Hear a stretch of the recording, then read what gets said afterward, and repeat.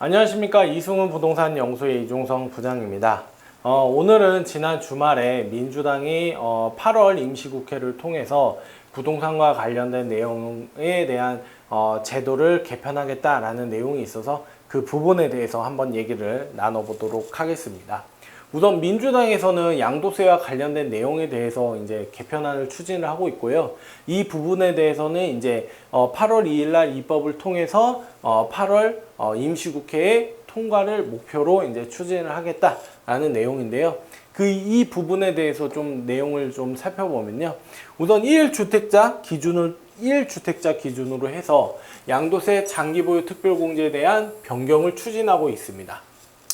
좀 살펴보면 현행 같은 경우는 해당 주택에 대한 취득 시점, 그러니까 내가 그 주택에 대해서 A라는 주택을 내가 뭐 15년도에 그리고 뭐 한 10몇 년도에 샀다라고 하면 그 기간을 다 산정을 해서 이제 보유 기간이라든지 거주 기간에 대해서 인정을 다 해줬는데 이제 개정안을 통해서 내가 뭐 과거에 뭐 몇 년 동안 가지고 있었던 부분에 대해서는 이거를 인정을 안 해주고 내가 1주택자가 된 시점으로 통해서 내가 이 주택을 파는 시점을 통해서 이거를 인정을 해주겠다라는 내용입니다.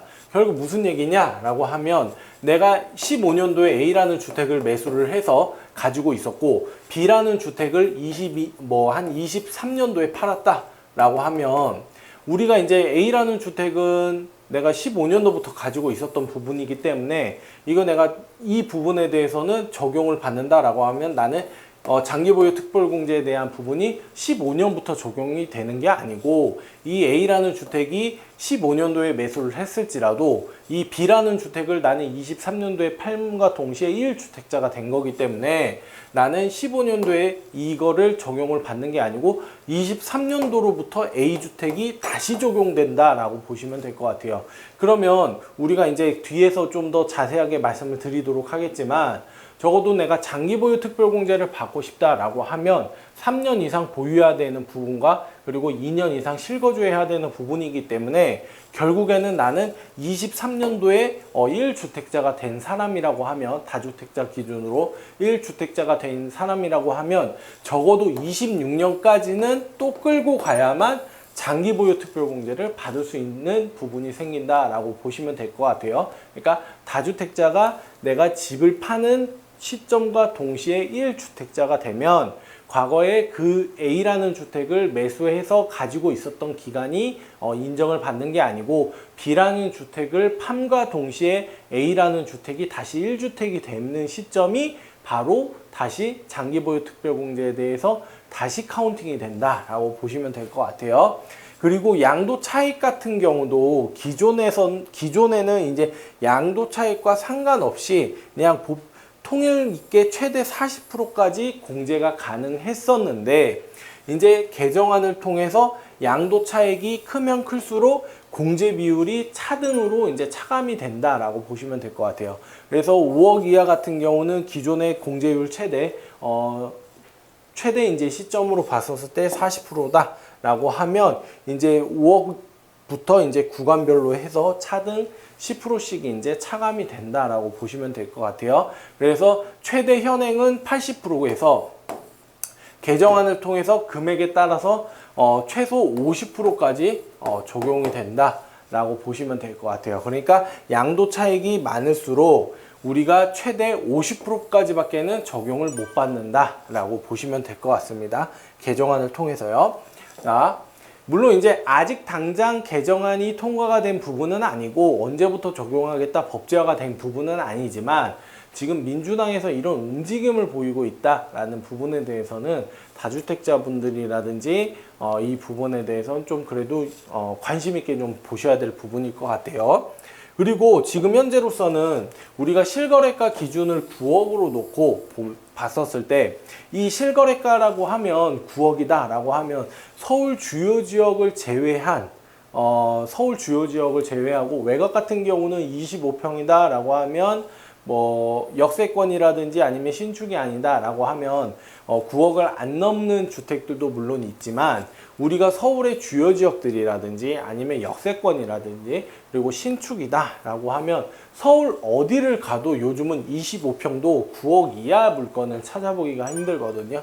그러면 결국에는 거의 뭐 적용을 받을 수 있는 부분들이 없었다라고 했었을 때 최대 12억으로 이제 비과세 기준이 올라간다라고 하면 이 12억이라고 하면 우리가 물론 이제 강남이라든지 서울 주요 지역 한강변 일대라든지 이런 부분들은 당연히 뭐 12억이라고 해도 뭐 20평도 당연히 12억이 넘는 금액이기 때문에 거의 뭐 적용을 못 받는다라고 할 수 있겠지만 서울 외곽 지역이라든지 아니면 구축이라든지 아니면 비역세권의 단지들이다라고 했었을 때는 기존에 이제 20평대도 적용받기 힘들었던 게 뭐 30평형대도 이제 많은 주택들이 해당 사항에 이제 12억에 들어오기 때문에 이런 부분에 대해서는 좀 좋아지는 부분은 맞다라고 보실 수가 있을 것 같아요. 자, 그럼 앞서서도 말씀드렸지만 3년 이상 보유하고 그리고 2년 이상 실거주를 해야만 장기 보유 특별공제가 가능한 부분이기 때문에 결국에는 우리가 개정안이 통과가 되고 개정안이 적용이 된다라고 하면 1주택자가 된 시점으로부터 다시 3년 이상 무조건 보유를 해야 장기 보유 특별공제를 적용받을 수가 있는 거예요. 이 부분이 결국에는 제일 큰 부분일 거라고 좀 보여지거든요. 그러니까 내가 15년도에 뭐 A라는 주택을 가지고 있었고 내가 B라는 주택을 한 23년도에 팔았다. 23년도에 팔았다라고 하면 결국은 A라는 주택이 내가 23년 동안 8년 동안 내가 물론 이제 거주는 했을지 안 했을지 뭐 이제 그 부분에 대해서는 공제 기간이 좀 달라질 수 있겠지만 물론 2년 실거주 했다는 가정하에 부분은 달라질 수 있겠지만 결국에는 난 15년도에 산 부분이기 때문에 23년도가 되면 나는 8년 동안은 적어도 보유를 했었던 구간에 대해서는 혜택을 좀 보실 수가 있는 거잖아요. 하지만 이 A라는 주택이 B라는 주택을 매도하는 시점에서 다시 23년도부터 이제 적용을 받는 부분이기 때문에 우리는 적어도 26년은 돼야 장기 보유 특별공제가 다시 가능해지는 부분이 있다라고 보실 수가 있어요. 그래서 결국에는 내가 언제까지 물론 이제 제도가 언제 딱 정확하게 이때부터다라고 아직 나온 부분은 없지만 23년도를 가정을 한다라고 하면 적어도 22년도 안에는 팔아라는 파세요라는 시그널이라고 보면 될 것 같아요. 그러니까 뭐 정부에서는 이 부분에 대해서는 뭐 22년도까지는 집을 다주택자를 기준으로 해서 좀 적용되는 부분들이 양도세라든지 아니면은 장기보유 특별공제에 대한 부분을 혜택을 축소할 테니 22년도까지는 1주택자가 되세요. 그러니까 강제적으로 뭔가를 파세요라는 시그널이죠. 오늘 좀 내용을 좀 정리를 해보자고 하면요. 결국에 이제 민주당에서는 뭐 몇 월 며칠 날짜를 정해 줄 테니 다주택자분들은 이때까지 집을 파세요. 그래야 세제 혜택을 지속적으로 유지해서 혜택을 보실 수가 있습니다거든요.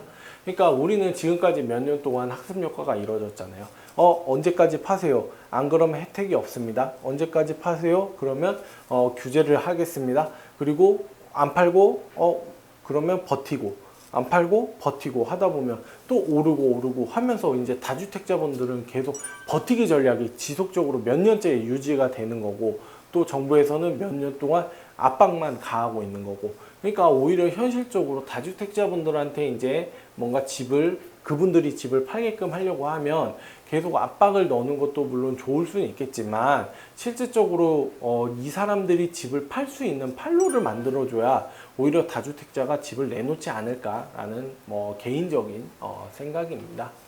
오늘 내용은 여기까지고요. 부동산과 관련된 내용에 대해서 궁금하신 거라든지 문의 사항이 있으시다면 전화 주시면 답변 드릴 수 있도록 하겠습니다. 그리고 저희 영상과 관련해서 매주같이 이제 영상 업로드 해드리고 있으니 구독과 알림 설정, 좋아요 눌러주시고 지속적인 시청 부탁드리도록 하겠습니다. 감사합니다.